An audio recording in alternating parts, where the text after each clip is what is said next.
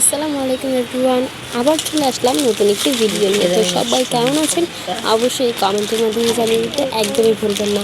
তো চলে আসলাম আরও একটি নতুন ভিডিও নিয়ে, একটা ব্লগ নিয়ে, মানে হিবিজিবি ব্লগ যেটা আমি বানাই। কারণ আপনারা তো আমাদের লং ভিডিওগুলো ততটা দেখেন না, তাই কি আর করার। তো এটা হচ্ছে কিছুদিন আগের একটা ভিডিও ক্লিপ। তো এখানে আমার ভাই অনেক অসুস্থ ছিল, সেই জন্য মিষ্টি আর রুটি নিয়ে এসেছিল আম্মু। কারণ ওর হাম উঠেছিল, আর হাম উঠলে নাকি মিষ্টি আর রুটি খাওয়াতে হয়, তাহলে এটা কমে যায়। তো যাই হোক, এই যে মিষ্টি আর রুটি আনা হলো, কিন্তু এইটা হচ্ছে রসগোল্লা। এই রসগোল্লাটা এনে এটা কি রসগোল্লা নাকি পানিগোল্লা কিছুই বোঝা যাচ্ছিল না। আসলে পুরো টাকাটাই লস। টাকাটাও বড় কথা না, যেই কারণে এনেছি সেইটাও তো হলো না। মানে এটা কোনো টেস্টই নেই, মনে হচ্ছে যে রুটি গোল গোল করে দিয়ে রেখেছে, আর যে রসটা সেটা হচ্ছে পানি। তো যাই হোক, আপনারা কি আর করার। এই যে আমরা একটা ঠকবাজি একটা মিষ্টি এনে কি আর করার। এখন এটা তো ফেরতে দেওয়া যাবে না, দোকানও বেশ খানিকটা দূরে। তো কি আর করার, এইটাই। এই যে আম্মু এনে তারপরে যে রাফির জন্য রুটি আর মিষ্টি করলো, প্লেটে নিয়ে নিলে এখন রাফিকে খাইয়ে দিবে। এই যে ছোট্ট বাবু অসুস্থ বাচ্চাকে মা খাইয়ে দিচ্ছে। তো এই যে রাফি খাচ্ছে, তো কিছুই খেতে পারছে না। তো আপনারা কারা কারা এরকম অসুস্থতা হলে একদমই কেলিয়ে যান বলেন তো? রাফি কিন্তু হালকা একটু অসুস্থ হলে একদমই কেলায় যায়। তো এর ভিতরেই এই যে রাফির দুলা ভাই উনি এসে গেছে, এসে তারপরে এই যে দুষ্টুমি করছিল। তো যাই হোক, সবাই রাফির জন্য দোয়া করবেন। অবশ্যই রাফি কিন্তু সুস্থ হয়ে গেছে, এটা আরও অনেকদিন আগের ভিডিও। তো ভাবলাম ব্লগের সাথে আমি অ্যাডজাস্ট করে দিই, তাহলে ভিডিওটা একটু লংই হবে। তো এই যে রাফিকে খাইতেই চাইতেছিল না, তারপরে আম্মু একটু জোর করে খাওয়ালো। এখানে রাফিকে একটু চেতানো হচ্ছিল, কারণ রাফি কিন্তু মানে হালকা একটু কিছু বললেই রাফি চেতে যায়, মানে অল্প কিছু বললেই চেতে যায়। যাই হোক, তো মেইন ভিডিওটা শুরু করি। আজকে আপনাদের সাথে শেয়ার করব হচ্ছে একটা ডেজার্টের একটা রেসিপি না, আমি কীভাবে বানালাম সেটাই আপনাদের সাথে শেয়ার করবো, আর রেসিপিও বলতে পারেন। তো এটা হচ্ছে যেহেতু এখন আমের সিজন, তাই আমি আজকে একটা ম্যাঙ্গো মানে আম দিয়ে একটা ডেজার্ট বানাবো। তো এই জন্য প্রথমেই আমাদের লাগবে সাবুদানা। এটা আমি একটু সিদ্ধ করতে বসিয়ে দিলাম একটা পাতিলে, এটা আমি সিদ্ধ দিয়ে দিলাম সর্বপ্রথম, কারণ এটা লাগবে। আর তারপরে আমার দরকার হচ্ছে আমরস, মানে আমের রস। এই আমের রসটা দিয়ে আমি জেলি বানাবো। এটা অনেকটা পুডিংয়ের মতো একটা জেলি হবে, এই জেলিটা আমার দরকার। তো এই রসের ভিতরে আমি সর্বপ্রথম আগার আগার যে পাউডারটা থাকে সেটা আমি দিয়ে দিলাম। আগার আগার পাউডার দিলেই কিন্তু এটা একটা জেলিতে পরিণত হবে। এরপর আমি বেশ ভালোভাবে মিক্স করে নিলাম। আরেকটা কথা, আপনারা কারা কারা এরকম ধরনের পুডিং বানান, যারা বানান অবশ্যই একটু আমাকে সাজেস্ট করবেন কমেন্টের মাধ্যমে যে কোন আগার আগার পাউডারটা সবচেয়ে ভালো। তো আমি কিন্তু এই যে হয়ে গেছে, তারপরে আমার সাবুদানা সিদ্ধ শেষ, অন্য একটা পাতিলে দিয়েছি কারণ পানি কম দিয়েছিলাম। আর এইখানে দেখেন আমি কি একটা বোকামি করেছি, এখানে এত কম পরিমাণে আমের রস দিয়েছি। তারপরে যাই হোক, সেটার ভিডিও দেখতে আমি দেখাইনি, আমি আরও অনেকগুলো আমের রস বানিয়ে তারপরে করেছি, মানে দুইবার ডাবল কাজ করেছি। আর আমি একটা কাজ করবো, সেটা ডাবল করবো না, তা কি হয়? তো এই যে এদিকে আমি সাবুদানাটাও দেখছিলাম, আর আমার আমের রসটাকে আমি ভালোভাবে মিশাচ্ছিলাম, যাতে আগার আগার পাউডারটা ভালোভাবে মিক্স হয় এবং আমার জেলিটা পারফেক্ট হয়। তো আপনারা কে কোথা থেকে আমার ভিডিওটা দেখছেন অবশ্যই কিন্তু কমেন্টের মাধ্যমে জানাতে ভুলবেন না। আর এই রেসিপিটা কিন্তু খুবই সহজ। এই যে তারপরে আমি এই দুইটা কন্টেনার নিয়ে নিলাম, এই দুইটার ভিতরে আমি এখন জেলি দুইটা সেট করব। এটা কিন্তু আমের সিজনটা চলে যাওয়ার আগেই এটা বানিয়ে একবার হলেও খাওয়া উচিত, কারণ এই ডেজার্টটা আমার এত ভালো লেগেছে, আমি অনেকগুলো খেয়েছি।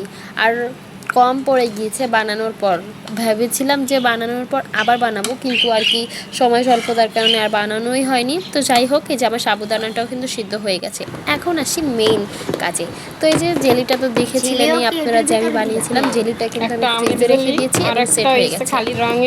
আর এখানে আমাদের লাগবে কিউব করা, আমি নিজেই তো কনফিউজ, তার সাথে লাগবে আমের জেলি, আম দিয়ে বানানো জেলি, সাবুদানা এবং আমগুলোকে আমরা পিউরি বানিয়ে নিয়েছি, মানে আমগুলো আটি ছাড়া ভালোভাবে ব্লেন্ড করে নিয়েছি। কিন্তু ব্লেন্ডটা ভালোভাবে হয়নি, আমার একবার ব্লেন্ডারে হাত কেটে গিয়েছিল, তারপর থেকে আর ব্লেন্ড করতে আমি পারি না, মানে ভয় লাগে।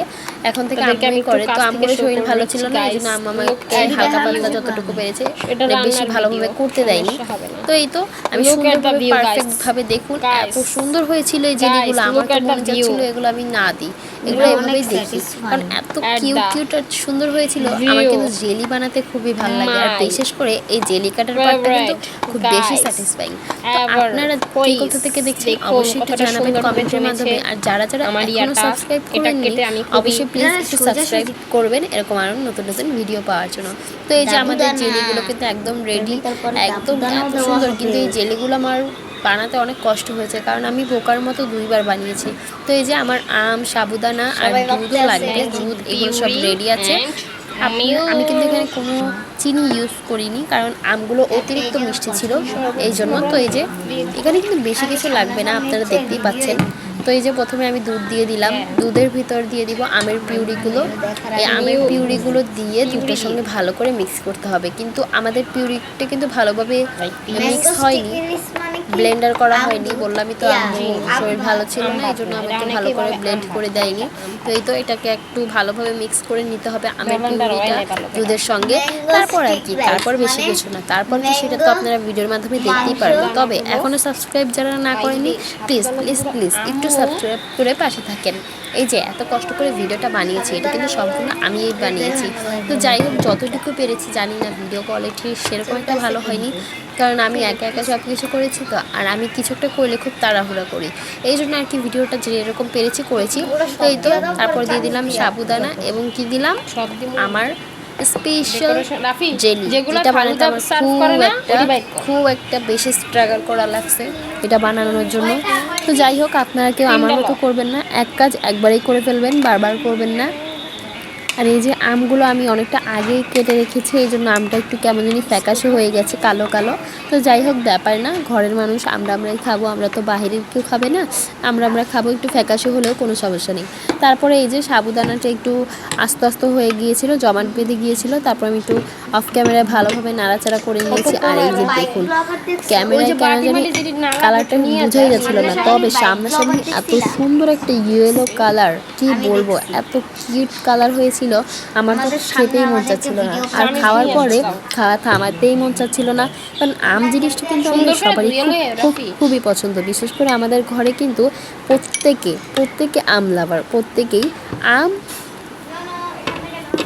আম সামনে থাকবে আর না করবে এটা কখনোই হয় না। আর এই ডেজার্টটা যদি হয় আমের, তাহলে তো কোনো কথাই নেই। তো লাস্ট পর্যন্ত কিন্তু আরও থাকলে আমরা আরও খেতাম, মানে বুঝতে পারছেন যে কত মজা। তো আপনারা যারা যারা এই ভিডিওটা দেখছেন, আপনাদের বলবো এই ডেজার্টটা বানানো খুবই সহজ। এই গরমে একটুখানি কষ্ট করে বানিয়ে নেবেন, বেশি কষ্ট লাগবে না, বেশি সময় লাগবে না, এবং বানিয়ে অবশ্যই আমার কমেন্টে এসে বলবেন যে কেমন হয়েছে। আমার কাছে তো বেস্ট লেগেছে এই ডেজার্টটা, তো আপনাদের কাছে কেমন লাগবে জানি না। তো এই তো আমার বানানো শেষ, এবার আমি সার্ভ করলাম, আমি একটা বাটিতে ঢেলে নিলাম, আর উপর দিয়ে একটু আম দিয়ে দিলাম যাতে একটু দেখতে একটু কিউট লাগে। তারপরে আর কি, তারপরে আমি রাঁধুনি রাঁধলাম, রাঁধার পরে এখন আম্মুকে খাওয়ানোর জন্য নিয়ে যাব। আমি আম্মুর কাছ থেকে রিভিউ নিব। তো আম্মু খেয়ে তো বললো হ্যাঁ খুব মজাই হয়েছে, আর বিশেষ করে আম লাভার তো আমের জিনিস খেলে অবশ্যই ভালো রিভিউ দিবে। তো যাই হোক, আর বড় করবো না, ভিডিওটি কেমন লাগলো অবশ্যই কমেন্টের মাধ্যমে জানাবেন। আর যারা এখনো সাবস্ক্রাইব করেনি অবশ্যই প্লিজ একটু সাবস্ক্রাইব করে পাশে থাকবেন। এই ভিডিওগুলো বানাতে কিন্তু অনেক কষ্ট হয়, শুধু আপনাদের জন্যই বানাই। তো আপনারা যদি আমাদের পাশে না থাকেন তাহলে কি হবে? তো ভালো থাকবেন, সুস্থ থাকবেন, আজকের মতন বিদায়, আল্লাহ হাফেজ।